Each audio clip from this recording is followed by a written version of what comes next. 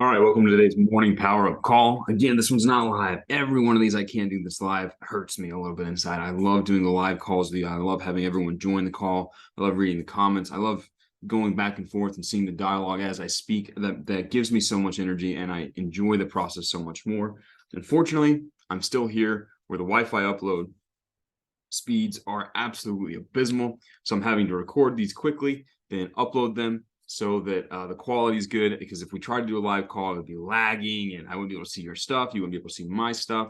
You probably would fail. So it's much better for me to make sure we get the content together, because the content is the same. The actual information I'm sharing with you, it is the key information you need now, right? It's usually based on interactions I've had inside the chats. It's usually based and inspired by perspectives that I see that you guys have that I need to shift so that you can all together progress much quickly down the path of learning these skills, developing these insights, learning how to use the tools of copywriting and turn around and land your first clients and start making your first money. So that being said, I want to answer a question that someone asked me inside of the chat. Now, this was inside the Ask Professor Andrew channel. I go through and I answer every question in there at least once every 24 hours. I'll make my way through all the messages, clear them all out. So if you have questions that you have asked your Legion, that you've thought about carefully, go follow the How to Ask Questions formula from the bootcamp. Ask me questions in there, and I'm more than happy to help you. But one of the students inside of the channel yesterday, as I was going through my messages, he asked me a question. He's like, hey, can you do a power up on how to summon the burning desire to win, right? How to summon the burning desire to win. And I thought about it for a second, and I realized that he really didn't want the burning desire to win. What most of the time when that kind of question is asked, what they're asking for is they want some sort of motivation. They want some way to make it feel easy to do the work, right? Because doing the work to become a good copywriter is difficult. It's inherently difficult. It's an energy difference, right? If you're here as a normal person, and then you're here as someone who knows how to write copy, how to land businesses, how to write persuasively, how to create engaging content, that's a potential energy difference, right? This guy has more energy and has more power and knowledge than this guy. To raise your level from here to there is going to cost you a certain amount of energy, right? It's going to cost you a certain amount of effort, and it is going to be difficult. A lot of times people, when they run across difficulty, they think that the answer is to try and find some type of motivation, some burning desire to succeed. And what I'm going to tell you is that you don't need that. And it's actually kind of a lie, right? What you need more than a burning desire to succeed is a decision to succeed no matter what, right? No matter what price you have to pay. It's more of a relentless decision than a desire. Desire equals want. Want falls apart the minute it hits difficulty. A decision is different. That's where you cut off the option of failing, the option of not doing it, right? Decision means, no, I am going to do the work, right? That gives you more power when you run across difficulty. If all you have is a burning desire to succeed, when you run across difficulty, it tends to fall apart. But if you've decided that you're going to succeed, if you've made a decision that you're going to succeed, when you run across difficulty, say, all right, here we go. I knew I was going to run into this. I'm going to make it happen. It's going to suck, but no matter what, I'm going to make it happen. That man is far harder to demotivate. He's far harder to derail than the man who just has a desire or wants to succeed.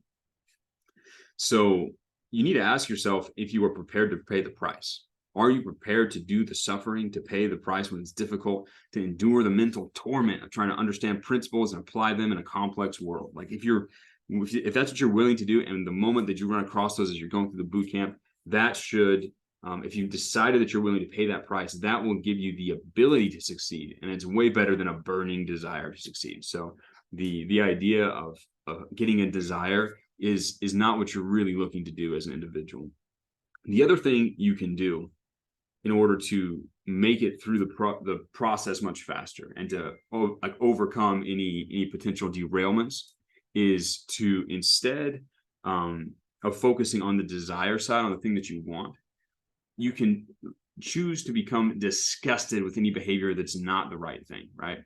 So you can just choose to become disgusted with yourself if you catch yourself scrolling social media, or you can choose to be disgusted with your waste of time as you play a video game, right?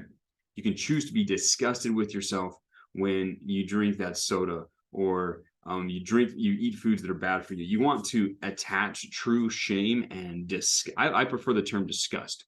If you actually are, if you catch yourself drifting from the path, doing things that aren't productive, doing things that aren't going to lead to you being your best self, there needs to be a level of disgust there.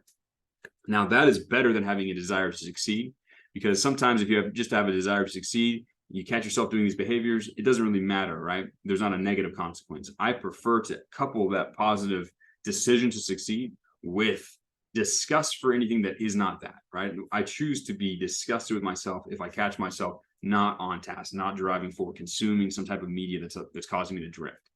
Choosing to be disgusted is going to give you a competitive advantage. That honestly is better than being desiring to have some burning desire to succeed. Yeah. No, have a disgust for doing the wrong thing. Have a disgust for being your lower self. Have a disgust for drifting through the world, right? That plus the decision that no matter how difficult the thing is that you're about to undertake, you are going to do it and you're going to succeed. Those two ideas coupled together give you power and allow you to compete better than having a burning desire to succeed. So keep that in mind, guys. It's more important to decide that you're going to pay the price, to decide that you're going to go through the suffering when it comes, than to have a burning desire. And it's also important that you get disgusted with any behavior that's not going to lead you to that success that you're pushing for. Just get disgusted with any lower tier behavior that's going to perhaps derail you. So that's my answer to the question of how to build a burning desire to succeed.